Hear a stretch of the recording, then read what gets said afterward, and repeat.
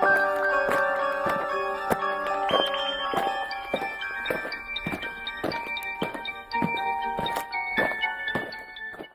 everyone. I'm Stan Mallow. Welcome to Paranormal Yacker. Today's show is a continuation of my interview with Tom Carey, who talked about his book, Touched by Roswell, Crash Encounters of the Rich and Famous, written with fellow UFO investigator and best-selling author Don Schmitt. How were comedians Dan Aykroyd and Jackie Gleason touched by the Roswell incident? Dan Aykroyd, he almost gave up. He was one of the big buddies of Murray, Bill Murray. Is it Bill Murray is the fellow's name? They were comedians. They were on Saturday Night Live. They were in movies. But Dan Aykroyd, he basically gave up his acting career because of his interest in UFOs. He became very interested in UFOs. He put out a DVD or things before DVDs, VHS.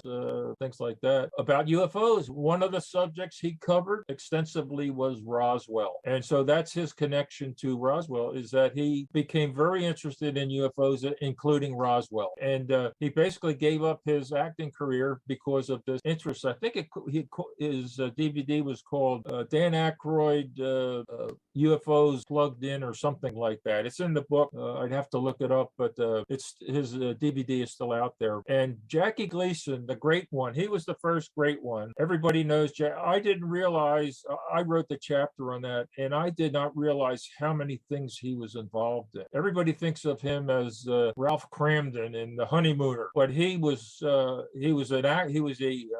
actor. Remember him as Minnesota Fats in The Hustler with Paul Newman. And he also was an orchestra. He had his own orchestra. He was an orchestra leader, and he produced albums that were on the charts for years.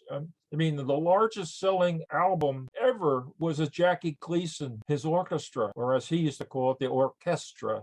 But most people don't know that he was a orchestra leader. But Jackie was also into UFOs, Stan. He just was, I won't use the term obsessed, but he was very interested in the subject of UFOs. And he moved to Florida. He used to record his shows in New York City, but he moved to Florida, and he built a home that was in the shape of a flying saucer. His home was a round shaped like a flying saucer. He also built it near a golf course, and he was a golfing buddy. Then President Richard Nixon. Nixon's summer home was in Key Biscayne, Florida. It was only a matter of time before the two of them hooked up, and they did. And we were guessing what they talked about on the links when they were out there golfing, because one night about midnight, Gleason, after they had a golfing match, during the day, there's a knock on Gleason's door. This is at midnight. "Hello, Mr. President. What are you doing here?" It was President Nixon. He says, "I want you to come with me, Jackie. I have something to show you." So they get in the car. Nixon's driving. The President of the United States is driving his own car. He's ditched his security. They don't know where he's at. They go to Homestead Air Force Base. The guard recognizes both of them, waves them on in, and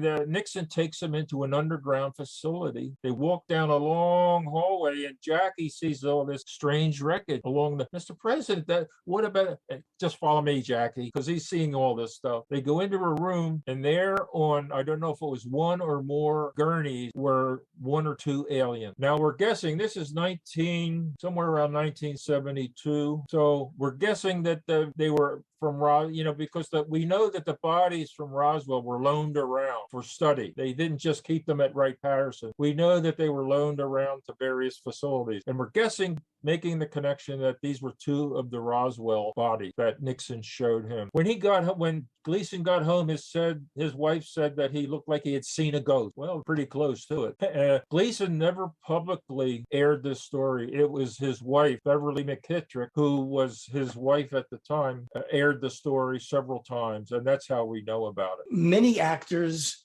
including Christopher Reeve, best known for his portrayal of Superman, William Shatner, Captain James T. Kirk of Star Trek fame, and now a bona fide space tourist, and Shirley MacLaine, a longtime believer in UFOs and reincarnation have a Roswell connection. Can you tell me about any of those connections? Christopher Reeve wanted to play Jesse Marcel. And the movie Roswell came out in 1974. It's still the best movie about Roswell ever. And Christopher Reeve wanted to play Jesse Marcel, but they had already selected Kyle MacLachlan to play Jesse Marcel.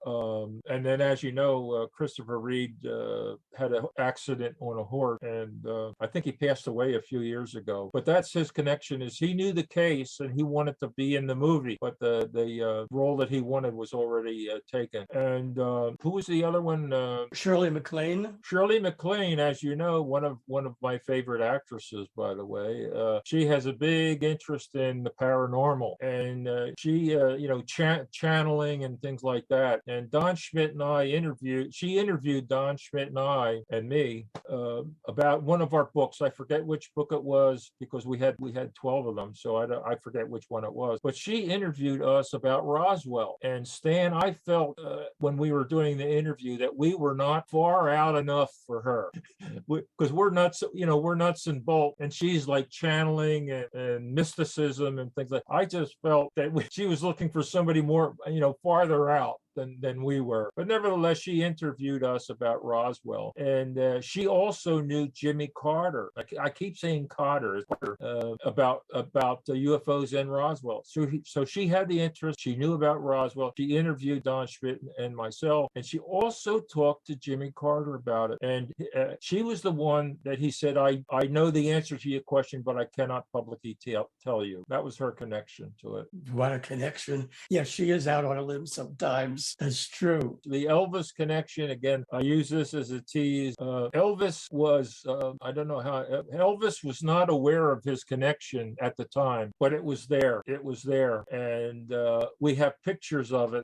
It was a fortuitous discovery, Dan. It was a fortuitous discovery, but we do have the Elvis connection in the book. And to find out what it is, you have to buy the book. I never thought I would sink to doing that. This is great. Cliffhangers. I mean, Spielberg, everybody has them. Astronauts Edgar Mitchell and Gordon Cooper, as well as space exploration pioneer Dr. Werner von Braun, have also been touched by Roswell. Can you expand on that? Edgar Mitchell was born in Roswell. The family moved to a town called Artesia, which is very close to Roswell. And as everybody knows, he was an Apollo astronaut. That was Apollo 14. They landed on the moon. And he told us, he told us personally, because there's a picture of Mitchell in the book that I took. And he said that when he got back from the moon, all of these people in and around Roswell who had been told by the military, don't ever talk about this. Don't ever talk about this, or we're going to, and this is true because we have witnesses who told us, we will not only kill you, but we will kill your families too if you ever talk about this. Well, they had all this clammed up, but here comes Edgar Mitchell. He's been to the moon. So they felt, we can talk to this fellow. He's an astronaut. He'll know what we're talking about. So all these people that had been stifled all those years, they broke their silence to Edgar Mitchell because they trusted him as an astronaut.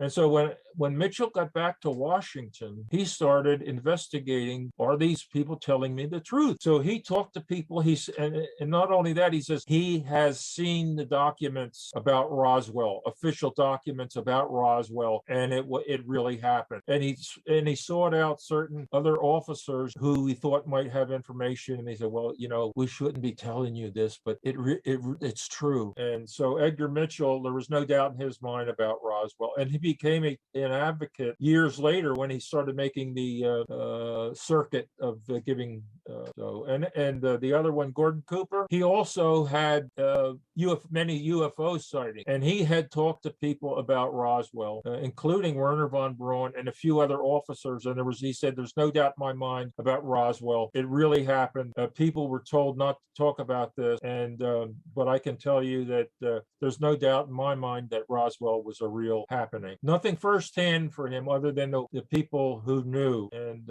so Gordon Cooper was also on the cover of Time magazine. Werner von Braun, he was taken along with a few other of the paper. I won't go into defining paperclip Germans, but they came over after World War II. The rocket scientists, everybody was looking for the rocket scientists, including the Russians, the British, the French, and the Americans got him. And he became the father of the American space program. He's the father of the American space program. And he's on record of saying, we are aware of powers greater than our own from space that are more powerful than we are. At the present time, I'm not allowed to tell you who or where they are, but he stated those publicly, basically that UFOs are extraterrestrial. We know about them. They have more power than we have, and we don't know what their intentions are. So he said that publicly. And he also went to the crash site when it was they still hadn't recovered it yet. They took him and Ernst Steinhoff and a few others. They went to the crash site from Fort Bliss because they had already been brought over and were being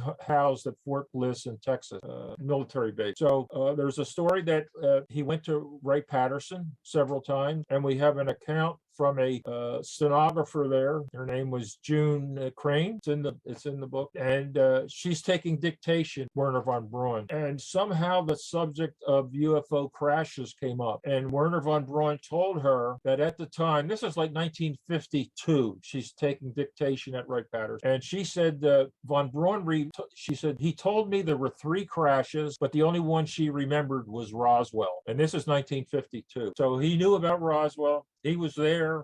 He confirmed extraterrestrial, and he told June Crane that he knew of 3 crashes, but the only one she could remember was Roswell. Touched by Roswell comes complete with a unique photo file compiled exclusively by you and Don Schmitt. What's in that photo file? We try to have photos of all of the people we talk about, but then we have a whole section of photos that we haven't, accumulated over the 30 years that we've been investigating Roswell. And so there's many photos that have never been seen before. And like I said, we try to have photos of each person that we talk about. And so I think there's well over 100 photos, but I'd have to count them up, Stan, to see how many there are. But you've seen the book, so you know there are a lot of photos.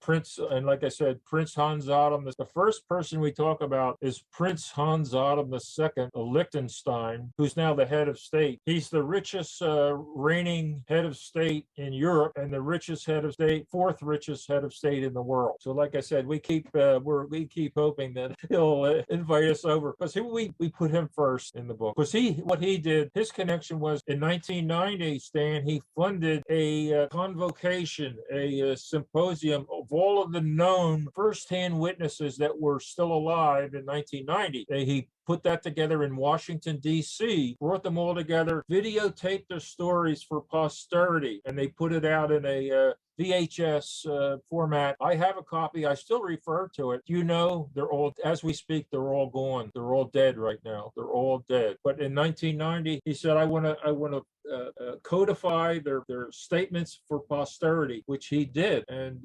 unfortunately, they are all gone as we speak. What is on the Roswell drawing board, Tom, regarding the next project or projects you and Don Schmitt have on your agenda? Next year is the 75th anniversary of the Roswell crash. We almost had a movie that was going to be done by a famous Hollywood producer director, and we thought it was going to happen. We still have hopes for it. We're still trying to have a movie because it's the 75th anniversary. The subject of UFOs, as you know, Stan, is hot right now because of this whole Nimitz thing from 2004 that Luis Elizondo put out. And a lot of talk about, and the government report about UFOs, which to us was unsatisfactory. So UFOs has gotten a legitimacy as we speak that it's never had before. Next year is the 75th anniversary, and Roswell, it probably will be the last so-called anniversary, because the last one was 25 years ago in 1997. So this will probably be the last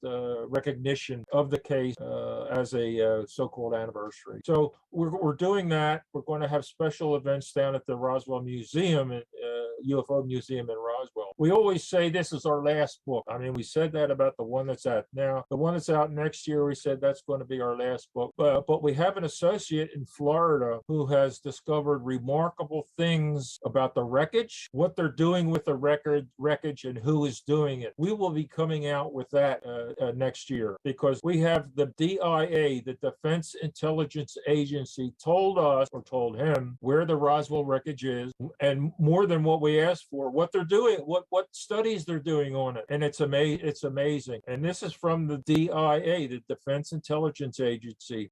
They tried to walk it back. Oh no, we meant that just right. We always work on metal and things like that. I'm sorry, but the FOIA request was strictly about UFO, not UAP. It was about UFO wreckage, and they got back to us with who has it, where it's at, and what they're doing as far as studying it. And you would be amazed at the studies that they are doing on it. Did the viewers of Paranormal Yacker want to buy Touched by Roswell, Crash Encounters of the Rich and Famous, or any of your other books? How do they go about doing that? Our website, Stan, is www.roswellinvestigator.com. You can purchase all of our books there, but you can buy it at Amazon, or Barnes & Noble is the main bookstore. Thomas J. Carey, I thank you for being my guest on Paranormal Yacker. I wait with great anticipation for the next saga in your always fascinating exploration of the Roswell incident. Thank you, Stan. It's been my distinct pleasure to talk to you today as well also. Hi, everyone. I'm Stan Mallow, the Paranormal Yacker. I hope you enjoyed the interview you just watched. To be sure you don't miss any interviews on my free YouTube channel, all you have to do is press the subscribe button on your screen.